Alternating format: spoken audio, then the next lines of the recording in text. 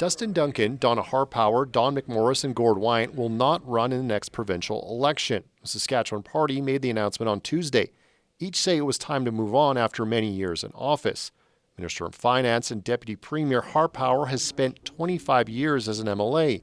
She will leave as the longest-serving cabinet minister in the country. If I can do this, anyone can do this. If you're committed to the province, you love the province the way I do, I have no intentions of leaving the province.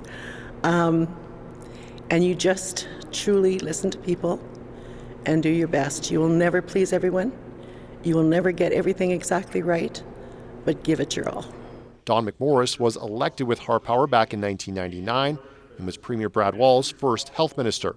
It's a tough decision. I think every politician goes through it. And number one, you want to have that opportunity to make the decision yourself rather than the constituents make that decision for you. But it was definitely the time. Duncan has held a number of cabinet positions, including health and education. Elected at 26 years old, he's been representing Weyburn for 18 years.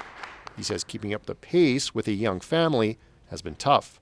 This job can be an awfully big sacrifice for especially my wife and our kids. And it just feels like we've been running 90 miles an hour for quite a long time. As for Wyant, he was already acclaimed as a candidate in his Saskatoon constituency in September, but had a change of heart.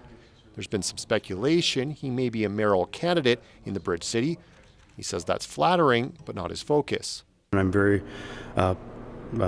happy with the work that I'm doing as the Minister of Advanced Education, so that's going to be my sole focus. What I do in the future, we're certainly giving some consideration to that and some discussions with my wife. I understand there's a job, but I'm not applying for it. Not yet. The Sask Party's roster will look much different in the upcoming election. The party will be down to at least 18 people who won seats for them last time. 10 have announced they won't seek re-election, including Duncan, Harpauer, McMorris, Wyant, and Don Morgan. 2 people retired last year, Mark Docherty and Lyle Stewart, who was undergoing cancer treatment.